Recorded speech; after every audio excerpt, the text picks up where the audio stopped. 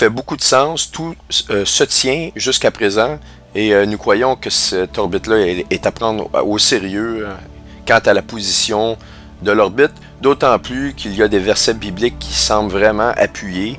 Celle qu'on a vue récemment où il est dit que le destructeur vient par le chemin de la fille de mon peuple. Écoutez, c'est très révélateur de l'endroit d'où le destructeur va être vu. C'est pour ça que nous avons étudié ce sac céréalier-là. Il semble vraiment coller à la Bible et aussi, je crois que les sources russes, parce qu'on me pose la question. Et j'ai vu vraiment sur les nouvelles officielles en Russie qu'ils parlent de Nibiru. Et j'ai une vidéo là-dessus qui est, je crois qu'elle est sous-titrée en anglais. Et ils disent qu'elle va être apparente en 2012. Et c'est la fin de 2012 qu'elle arrive, 2013 donc. À Périélie, moi je continue de dire que ce sont vraiment les délais les plus probables pour le destructeur. D'autant plus qu'il corrobore, vraiment, il se place parfaitement dans le temps par rapport à ce que Obama veut faire. Obama, il veut faire des implants électroniques de microchips, si vous voulez, à tous les gens. Ça devient une loi. Et c'est en 2013, je vous ai montré plusieurs convergences vers 2013. La NASA a appelé à dire que le Soleil serait vraiment dans son maximum d'activité. Imaginez-vous, actuellement, il nous fait des classes X d'éruptions solaires. Des classes X, ça se voit pas souvent. Là, il y en a eu quelques-unes de suite. C'est vraiment très, très, très révélateur que notre Soleil n'est plus une étoile stable, mais une étoile variable. Signe avant-coureur qu'il devienne une nova. Nova mineure, mais quand même une nova. Et donc, tout ça se tient.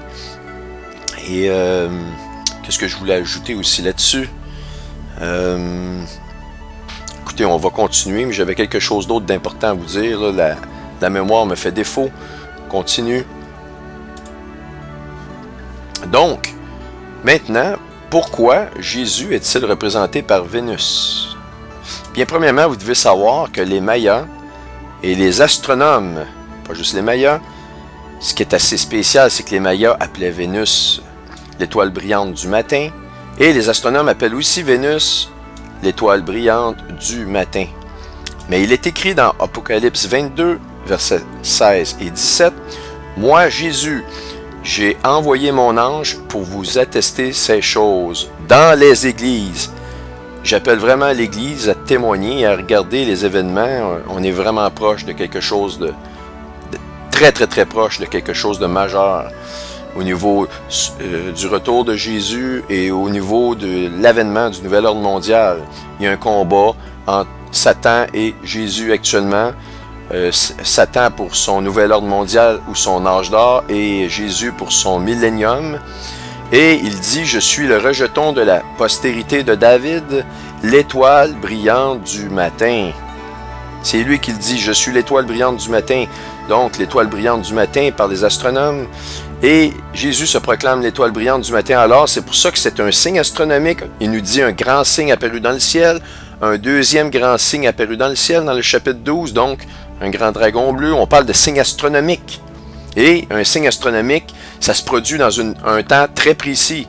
On a une date ici. Je ne dis pas que c'est relié nécessairement à l'enlèvement ou des événements, mais vous devez, tous les chrétiens, et même les non-chrétiens, vous devez regarder ça et vraiment sonder les Écritures. Prenez pas ma parole, mais regardez ce que je vous dis, allez vérifier. Je vais vous le montrer d'ailleurs. Maintenant, ceux qui commencent à me connaître, vous savez que tout ce que je vous dis, même si je ne vous donne pas la preuve, est basé sur des preuves, sans exception. Eh bien, je vais vous donner la preuve de ce que je vous dis ici par rapport aux astronomes et aux Mayas, et Vénus est véridique. Ici, Earth, Sky, pas n'importe quoi là, hein? Eh bien, Venus is the bright object up at dawn in May 2011. Il nous dit que finalement, parce qu'il y a des gens qui se demandent c'est quoi qui est brillant dans le ciel à côté de la Lune, ils disent que c'est Vénus qui brille dans le ciel en 2011. Eh bien, the planet Venus still reigns as the morning star. OK? Puis il explique vraiment pourquoi. brille à son maximum comme une étoile dans le ciel du matin. Et il explique vraiment pourquoi ici.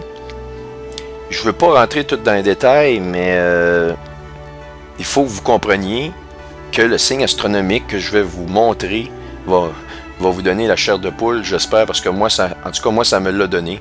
C'est absolument extraordinaire. Et maintenant, je me suis rappelé ce que je voulais vous dire ici comme commentaire. Je vous ai parlé de la réforme de Obama.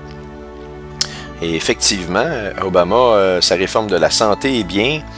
Ce qui est important de savoir, c'est que je veux juste vous parler rapidement dans l'Apocalypse chapitre 13.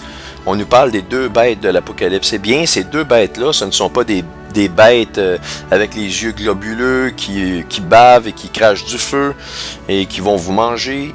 Oui, ils vont vous manger, mais pas de cette façon-là. Ce ne sont pas des bêtes physiques. Bien, je vous invite rapidement à vous procurer le DVD qu'a produit Plein Feu par le docteur Pierre Gilbert, les deux bêtes, intitulé Les deux bêtes de l'Apocalypse. Bien, pour vous dire rapidement, il y a deux bêtes. La première bête, je vais vous la lire dans chapitre 13, verset 1. Puis, je vis monter de la mer, je dis bien ici, hein, une bête qui avait 7 têtes et 10 cornes, et sur ses cornes 10 diadèmes, et sur ses têtes des noms blasphématoires. Eh bien, la définition dans la Bible des cornes est donnée, ce sont des royaumes. Donc, la terre, dans le système qui s'en vient, est divisée en 10. Eh bien, ça a été fait. La terre a été divisée en 10 biorégions par le Club de Rome, encore fondé par Rockefeller, encore les richissimes de ce monde qui sont derrière ça. Et c'est déjà fait. Nous, les États-Unis, le Canada, l'Amérique du Nord, nous sommes la biorégion numéro 1. L'Europe, je pense, c'est la numéro 4, etc. Et je vais vous montrer une map, une carte géographique de ces 10 biorégions.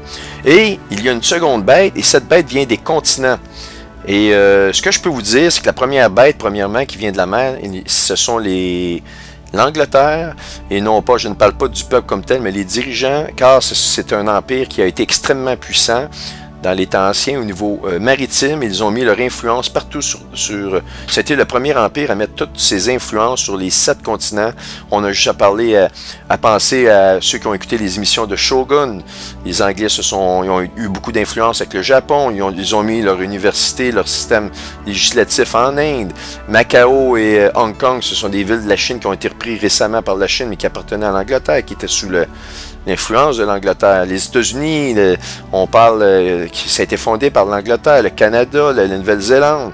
Donc, tous les pays, même en Afrique, il y a des pays qui sont sous tutelle anglaise. Et le système bancaire, le système législatif, et qu'on marche de façon assez prononcée sur la planète, vient de l'Angleterre.